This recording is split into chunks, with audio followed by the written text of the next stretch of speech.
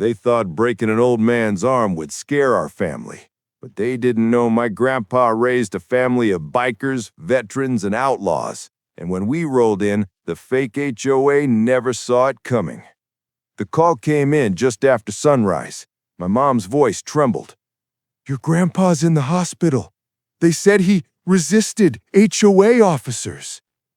That didn't make sense. Grandpa lived 10 miles outside any neighborhood, on land he'd owned for 50 years. There was no HOA.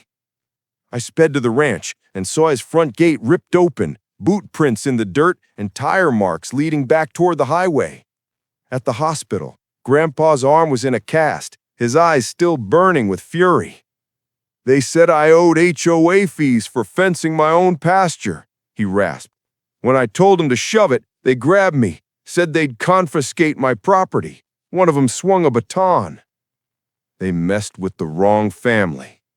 See, my cousins and we ride with the Iron Vultures, a group of veterans turned bikers who defend each other like blood.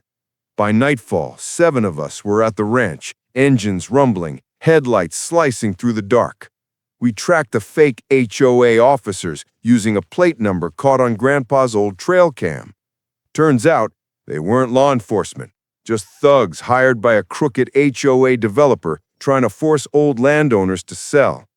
We didn't bring weapons. We brought cameras, witnesses, and the law.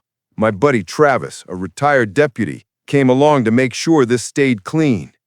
When we found their operation, a makeshift HOA office set up in a foreclosed house, we confronted them head-on.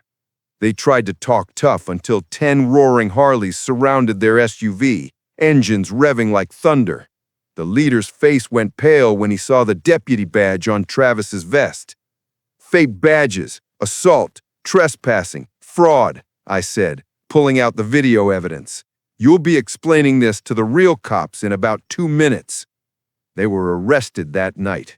Grandpa's story made the local news, exposing a scam that had targeted dozens of rural landowners. A week later, our whole family rode through the ranch, Grandpa sitting tall on the back of my bike, arms still in a cast but grinning ear to ear. They broke the wrong arm. Now they'll remember who we are. I'm Liam. Subscribe for more HOA madness. Thanks.